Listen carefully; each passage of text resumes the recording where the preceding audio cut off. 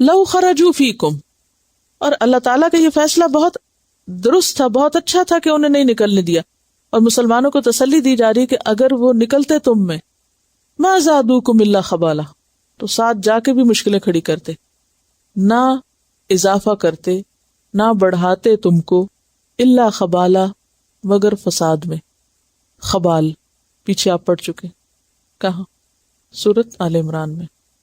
خبال کہتے ہیں دماغی مرض کو، ذہنی خرابی کو، ایسی خرابی جو عقل پہ اثر انداز ہو، یعنی یہ تمہاری مت مار دیتے، اگر یہ نکلتے تو تمہیں نقصان پہنچاتے، تمہارے فساد میں، خرابی میں اضافہ کرتے۔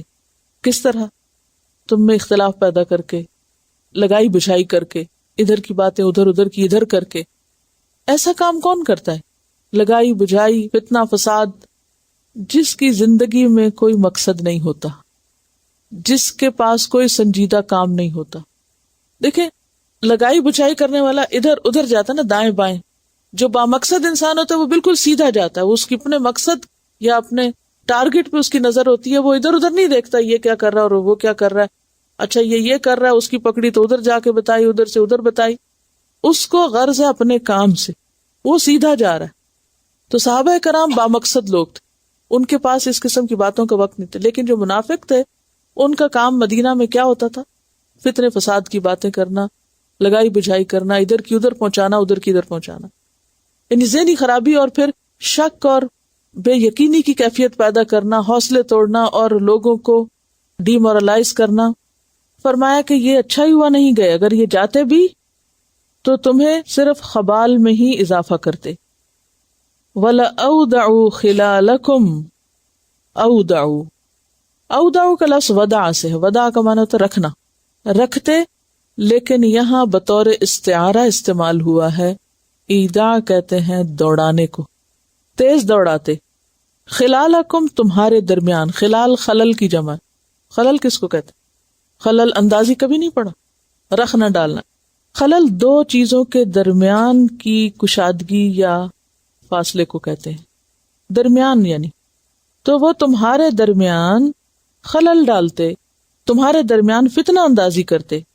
یبغونکم الفتنہ، تلاش کرتے تم میں فتنہ، یعنی غلط مشورے دے کر تمہارے اتحاد کو پارا پارا کرتے اور تمہارے دل میں دین کے خلاف شک پیدا کرتے، نبی صلی اللہ علیہ وسلم کے خلاف بدگمانی پیدا کرتے، یعنی یہ نیگیٹو تھنکنگ والے لوگ تھے۔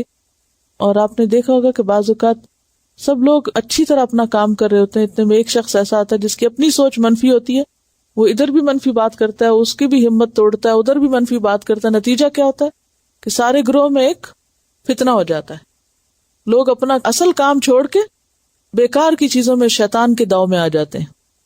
وَفِيكُمْ سَمَّاعُونَ لَهُمْ، اور تمہارے اندر کچھ ہیں ان کے لیے سن گن لینے والے، باتیں سننے والے، ان کے لیے جاسوسی کرنے والے۔ سماعون کا لفظ پیچھے پڑھ چکے ہیں نا، دو معنی پڑھے تھے آپ نے، خوب سننے والا اور دوسرا جاسوس، جاسوسی کرنے والا۔ تمہارے اندر جاسوس ہیں جو ان کے بہاف پہ جاسوسی کرتے ہیں، وہ جاسوسی کرنے آتے ہیں تمہاری مجلس میں۔ اور دوسرا معنی خوب خوب سننے والے ہیں ان کی باتیں، خوب سننے والے ہیں ان کو، یعنی ان کی باتیں بڑی دلچسپی سے سنتے ہیں، تمہارے باتوں سے اور تمہارے کاموں سے اور مقصد سے انہیں اتنی دلچسپی نہیں ہوتی جتنی ان کی باتوں سے، نہیں ان کی باتوں میں آ جانے والے ہیں، یہ مطلب ہے۔ اصل میں آپ دیکھیں کہ انسانوں کے مختلف درجے ہوتے ہیں نا، کسی بھی گروہ کے اندر، کسی بھی جماعت کے اندر سب لوگ اعلیٰ درجے کے نہیں ہوتے، سب لوگ ابو بکر اور عمر نہیں ہوتے، ہر قسم کے لوگ ہوتے، کیونکہ اللہ نے مزاج مختلف بنائے، طبیعتیں مختلف بنائی، سمجھ کا لیول فرق ہوتا ہے۔ کچھ لوگ بات کو بہت گہرائی میں سمجھتے ہیں، کچھ لوگ اوپر اوپر سے دیکھتے ہیں چیزوں کو، تو اس سے ان کے عمل میں بھی ویسے ہی فرق آتا ہے۔ جو لوگ کسی چیز کی حقیقت کو اچھی طرح سمجھ لیں، اندر باہر سے اسے پہچانتے ہوں، ان کا نظریہ کچھ اور ہوتا ہے، اور جو لوگ کسی چیز کو صرف اوپر سے دیکھ رہے ہوں ان کا نظریہ کچھ اور ہوتا ہے۔ اب مثلاً اگر آپ دیکھیں کہ اگر آپ ظاہر پرست ہوں تو شاید یہ کتاب نہ خریدیں، مثلاً اگر آپ کسی دکان پہ رکھی ہوئی دیکھیں تو آپ کو او ہو یہ تو مجھے بالکل رنگ پسند ہے، تصویر کا تو کوئی حال ہی نہیں، مجھے تو نہیں لینی ہے کتاب. لیکن ایک اور شخص وہ آتا ہے، اچھا زاد المعاد ابن القیم الجوزی کی کتاب، وہ یہ رنگ نہیں دیکھے گا، وہ کہے گا اچھا یہ زاد المعاد کا ترجمہ ہے، میں تو فوراً لیتا ہوں. یہ کیوں فرق ہے؟ ایک صرف رنگ دیکھ رہا ہے اور ایک یہ دیکھ رہا ہے کہ اچھا اندر کیا ہے. سوچ کا فرق ہے نا، علم کے فرق سے سوچ کا فرق ہو جاتا ہے. کچھ لوگ کسی بھی چیز کی صرف ظاہری اپیرنس دیکھتے ہیں، وہ دیکھتے ہیں فلاں کا لباس کیسا ہے، وہ اسمارٹ کتنا ہے، اور وہ بولتا کیسے ہے، اور وہ دیکھتا کیسے، اور وہ ہنستا کیسے، اور وہ صرف ظاہری شخصیت میں کھوئے ہوئے ہوتے ہیں، اور وہ یہ نہیں دیکھتے کہ اس کے اندر کیا ہے، اس کی حقیقت کیا ہے. اور کچھ لوگ ان ظاہری چیزوں سے آگے چلے جاتے ہیں، وہ یہ دیکھتے ہیں کہ کسی چیز کے اندر انہیں کیا فائدہ نظر آ رہا ہے، یہ اس کی حقیقت کیا ہے. تو میجورٹی کی یہ کمزوری یا ویکنس ہوتی ہے کہ وہ ظاہریت سے متاثر ہو جاتے ہیں، وہ اندر نہیں جا پاتے، ڈیپتھ میں نہیں جاتے.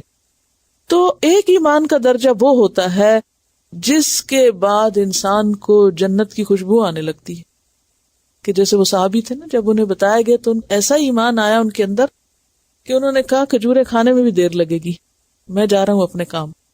لیکن کچھ لوگ ایسے ہوتے ہیں کہ جو مسلمان ہو جاتے ہیں لیکن اس درجے کے یقین پر نہیں ہوتے. ایسے لوگوں پر پھر وار چل جاتا ہے اس قسم کی فتنہ پردازوں کا. وہ ایسے غلط پروپیگنڈے سے بعض اوقات متاثر بھی ہو جاتے ہیں، پھر وہ دیکھتے ہیں، سمجھتے ہیں، پھر وہ پلٹتے ہیں، پھر آہستہ آہستہ سمجھ بھی جاتے ہیں. تو یہاں پر اللہ تعالیٰ فرما رہے ہیں کہ اچھا ہوا منافق ساتھ نہیں گئے، ساتھ ہوتے تو بہت مسئلے کھڑے کرتے. اور ابھی تک تمہارے اندر ایسے لوگ ہیں جو ان کی باتیں بڑے غور سے سنتے ہیں، یا یہ کہ ان کے لیے وہ جاسوسی کرتے ہیں، اور اس کا نتیجہ کیا ہوتا کہ ان کی موجودگی تمہیں نقصان دیتی. واللہ علیم بالظالمین، اور اللہ ظالموں کو خوب جانتا ہے، اللہ کو ظالموں کا خوب پتہ ہے. اس سے ایک بڑی اچھی بات ہمیں سمجھ میں آتی. بعض اوقات ایسا ہوتا ہے نا کہ آپ کسی سے توقع رکھتے ہیں وہ آپ کی مدد کرے گا، آپ کے کام آئے گا، لیکن آپ دیکھتے ہیں کہ وہ آپ کے کام نہیں آتا، آپ کی مدد نہیں کرتا.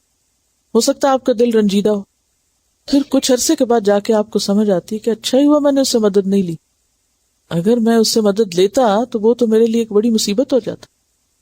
لیکن وقتی طور پر آپ کو رنج کیوں پہنچا؟ کیونکہ ابھی آپ جانتے نہیں تھے کہ اللہ نے اگر آپ کو کسی چیز سے دور رکھا، بچا کے رکھا، تو اس کے پیچھے کیا حکمت تھی. تو مومن ہمیشہ اللہ کے فیصلوں پہ راضی اور مطمئن رہتا ہے کہ میرا رب مجھ پہ ظلم کرنے والا نہیں. کوئی چیز اس کو ملتی ہے تو بھی شکر گزار ہوتا ہے، اور اگر کوئی چیز اس سے روک لی جاتی ہے، خواہ بظاہر وہ کتنی اچھی اس کو لگ رہی ہو، تو وہ کیا سوچتا ہے؟ وَعَسَىٰ أَن تَكْرَهُوا شَيْئًا وَهُوَ خَيْرٌ لَكُمْ وَعَسَىٰ أَن تُحِبُّوا شَيْئًا وَهُوَ شَرٌ لَكُمْ. تو کبھی بھی کوشش کے بعد کسی چیز کے ملنے یا نہ ملنے پر مطمئن ہی رہیں کہ یہ اللہ کا فیصلہ ہے، اور جو اللہ کے فیصلوں پہ راضی ہو جائے اللہ اس کے دل کو اطمینان سے بھر دیتا ہے، اور جو راضی نہیں ہوتا اس کا دل صرف حسرت و یاس اور غم سے بھرا رہتا ہے. اور یہ شیطان کا وار ہوتا ہے، وہ آ کے وسوسہ ڈالتا رہتا ہے، اچھا وہ کیوں نہ ہوا، پھر یہ چیز کیوں نہیں ہوئی، یہ ہونی چاہیے تھی، پھر نہیں اللہ کی مرضی نہیں تھی، نہیں ہوئی، تو اللہ تعالیٰ اس کے دل کو اطمینان دے دیتا ہے. اب اس سین کو دیکھیے کہ ایک ایک فرد قیمتی ہے، مسلمانوں کو ایک ایک شخص کی ضرورت ہے ساتھ لے جانے کے لیے. اتنے میں تقریباً 80 لوگ تھے یہ جو بہانے کر کے ہیلے کر کے پیچھے رہ گئے. اب ظاہر ہے جب مسلمان جا رہے ہوں گے تو انہیں افسوس تو ہوگا کہ ہائے وہ بھی آ جاتے تو اچھا تھا. جیسے بعض اوقات آپ کوئی کام کرنے لگتے ہیں تو آپ کو امید ہوتی ہے فلاں اور فلاں ساتھ آئے گا، پھر نہیں آتا تو پھر آپ سوچتے ہیں آ جاتا تو یہ کام کتنی جلدی ہو جاتا. آپ کو نہیں معلوم وہ جلدی ہوتا ہے یا الٹا خراب ہوتا اور پھر سے آپ کو سارا کرنا پڑتا. تو اس لیے آپ اپنی کوشش ضرور کریں. یہ نہیں کہا کہ کوشش نہ کرے انسان کسی چیز کی، پوری کوشش کریں. کوشش کے باوجود اگر کوئی چیز آپ کے ہاتھ نہیں آتی تو پھر اس کو اللہ کا فیصلہ سمجھ کے قبول کر لیں. اللہ تعالیٰ اس تھوڑے میں بھی بہت برکت دے گا، خواہ وہ رزق کا معاملہ ہو یا افراد کا معاملہ ہو یا کسی بھی نعمت کا، چاہے وہ دین کے راستے میں یا دنیا کے راستے میں. تو اللہ کے فیصلوں پہ راضی ہونا یہی دراصل سچا ایمان ہوتا ہے.